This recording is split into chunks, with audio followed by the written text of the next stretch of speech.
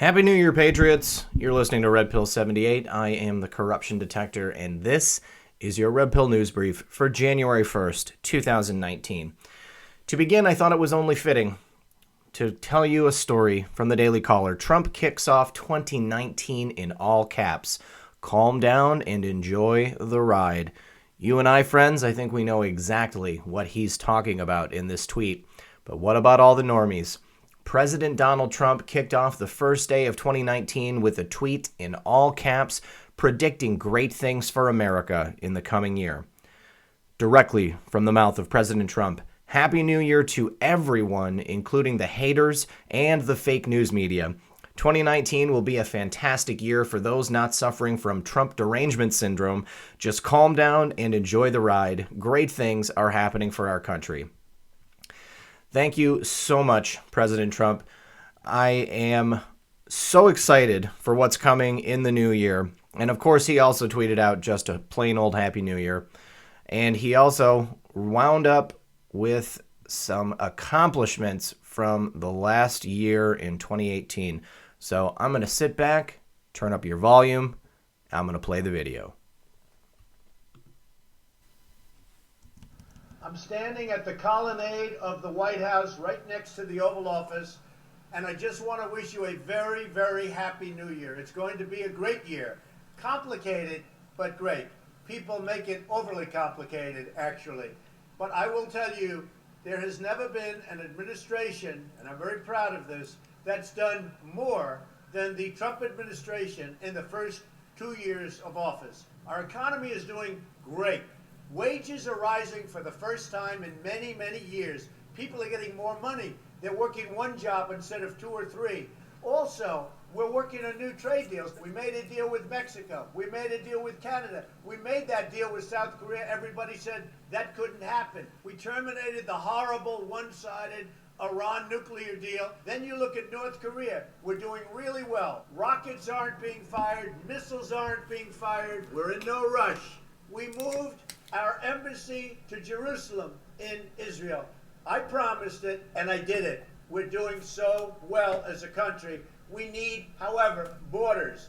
You don't have borders, you don't have a country. We don't want drug traffickers or human traffickers or illegal people with criminal records to come in. Our Border Patrol, our ICE agents, our military, we've done great. But you can never do it perfectly unless you have a wall. So we have to have a wall as part of border security, and we're working on it. We've had a great 2 years. I'm working hard for you. I'm fighting for you. We're going to win. We're going to win all the way. We're going to win at everything we do. So Happy New Year, and let's enjoy the next year, and then we're going to enjoy the following year, and then we have 4 more, and everything is going to be so beautiful. Thank you very much. Have a fantastic new year. Turn down your volumes. All right, everyone. President Trump, he is, in my opinion, the best president we have ever had. And why, you might ask? Some of you are probably shaking your heads yes, in agreement with me. But for those who can't see it, peace in the world, the North Korean peninsula reuniting, prosperity, not only for America, but for other countries. These trade deals are good for everyone. We have true American dominance on the world stage because we are once again the leaders in the entire world. We are setting the example. We are working towards border security. This is happening. Like President Trump said, drugs and human trafficking. No other administration in history has addressed these things in such a straightforward, head-on manner. The economy is booming. We are more prosperous than we have been in decades. All Americans are seeing a brighter future. How can you not love this man? For those who don't see it, you are certainly suffering from Trump derangement syndrome. That's right. We've got a couple more years, and then we have 2020, where we're going to get 4 more years. America is back, baby. All right, so before Donald Trump tweeted out that tweet with all caps, his very first tweet this morning was a message about Dr. Sebastian Gorka. He says a very good and talented guy, has a great new book just out, Why We Fight. Lots of insight. Enjoy. Now, I'm sure all of you are well aware of Why We Fight. But first, the thing I want to take a look at here is the first tweet this morning was at 7:51 a.m. or at 4:51 a.m. Pacific time. This would be Eastern time. Then we have the tweet in all caps at 8:08 a.m., which is 17 minutes later. Then his next tweet, Happy New Year, at 9:25 a.m., and that is 1 hour and 17 minutes later. So we've got two 17-minute deltas there. I want to thank my friend Lori from Twitter to bringing this to my attention. There we go. Deltas between the last three POTUS tweets, 17 and 17. Thanks, Lori. Now, another interesting tidbit or crumb from real Donald Trump's tweet with all caps, just calm down. The gematria total of all the capital letters is 2,266. If we go to our favorite research board and take a look at post number 2266, the message of the post is remain calm, patriots are in control. And we can see it here in this handy dandy meme that was posted on 21st of September 2018, right there, 2266. Very interesting, once again, that we've got another post and another tweet that have a similar message. And here you can see how the gematria is calculated. And there is, once again, the tweet from President Donald Trump. Thank you very much in the Matrix for bringing us this information. And in a couple of quick tidbits from notables, here is a tweet from October 28th, 2017. Everyone should remember why October 28th, 2017 is so important. That is the day it all began. Right here, President Trump stated, very little reporting about the great GDP numbers announced yesterday, 3.0 despite the big hurricane hits, best consecutive Qs in years. And if we take a look over here, we can see several other tweets that the president put out on October 28th. What's really interesting about this also is it's the day that he decided to release all the JFK files. He stated here at 4 p.m. on October 28th, after strict consultation with General Kelly, the CIA, and other agencies, I will be releasing all JFK files other than the names and addresses of any mentioned person who is still living. I am doing this for reasons of full disclosure, transparency, and in order to put any and all conspiracy theories to rest. And then later on that day at 6:15, he said JFK files are released long ahead of schedule. Again, very, very interesting coincidence. Thank you very much, Mr. President. Now, in other news of worldwide awakenings, from the Daily Caller, thousands of French police prepare as Yellow Vest activists storm Paris.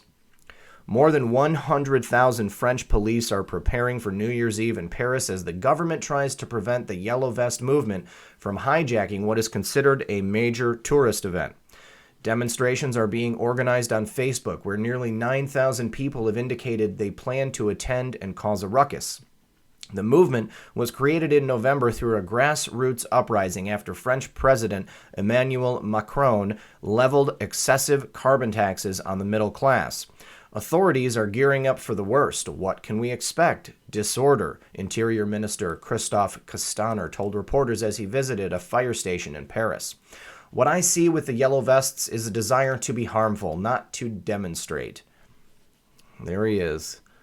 Cuck Macron. Macron, who dinged the carbon tax on December 5th, is expected to give a televised New Year's address as protesters are being called on to occupy outside Champs-Élysées Avenue in Paris. The demonstrations capped a difficult year for the French president, who's seen his approval ratings tank.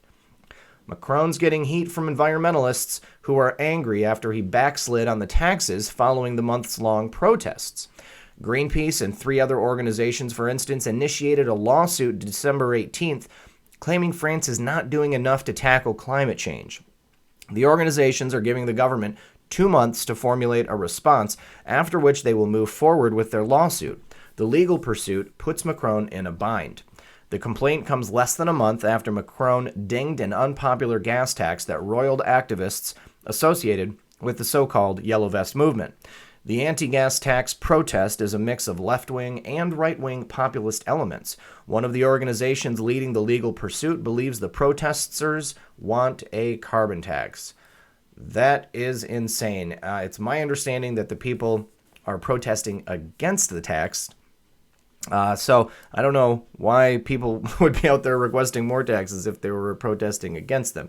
Also, it's insane to me that Greenpeace is claiming France is not doing enough to tackle climate change. When you look at a global heat map of where the majority of pollutants are coming from, it's not coming from Western nations like France or from the United States. The United States is probably the cleanest nation in the world when it comes to polluting because of all the restrictions and regulations that we have in place already. Now, you really want to be honest about it. It's the third world nations. It's the places that are really not adding to the issue in a positive way. They're the ones who are polluting. Now, pollution's going to happen. So why should Western nations have to pay for it? I understand limiting pollution in some fashion, making things cleaner. That just makes sense. We want to make the air better for everyone to breathe, but do not levy the majority of that on Western nations. In another story from the Daily Caller, this is bad news for Bernie Sanders, especially with 2020 looming. Over 24 former campaign workers for Bernie Sanders write letter describing dangerous culture of sexual violence in 2016. Oh, man.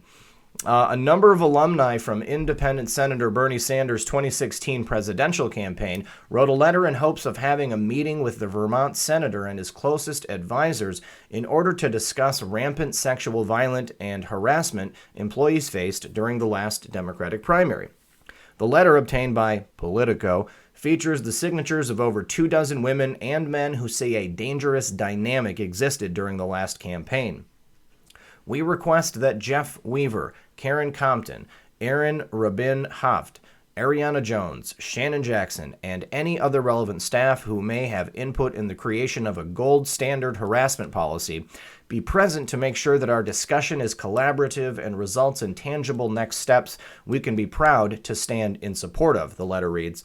The names of the individuals behind the letter have not been released, but were described by Politico as ranging from field organizers to some of the top officials on the 2016 campaign. Sanders' campaign committee, Friends of Bernie Sanders, released a statement to Politico in response to the letter, saying harassment of any kind is intolerable.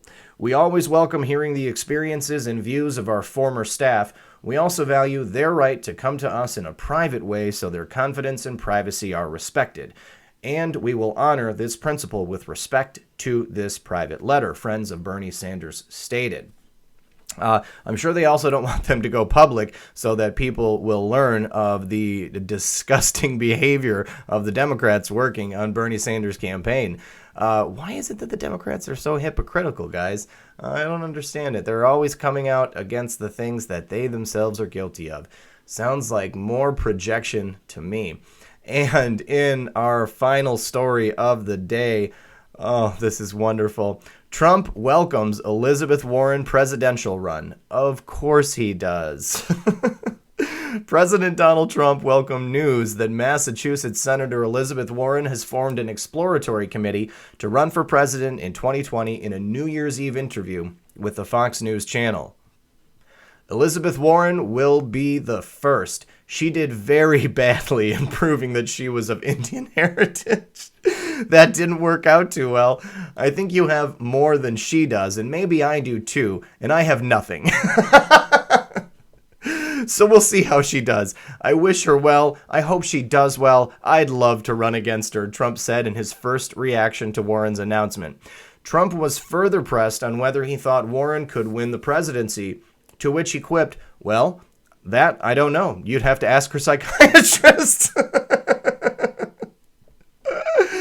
Warren revealed her exploratory committee on New Year's Eve and subsequently held a press conference in Massachusetts. The Democratic senator released a campaign video and told several reporters she will run a campaign focused on economic issues.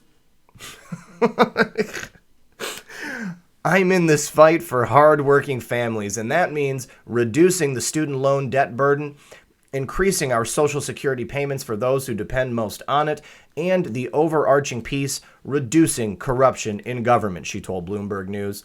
Well, Elizabeth, thank you so much for finally addressing corruption in government. I thought that's what you were supposed to do from the start. She's been rather spectacularly failing at that particular instance. Warren shared the results of her DNA test, which was conducted by a Stanford researcher with the Boston Globe in October.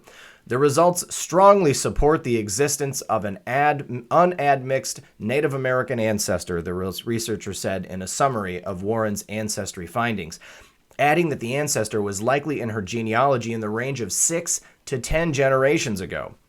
Warren's results show that she possibly ranges from 164th Native American to 1024th Native American.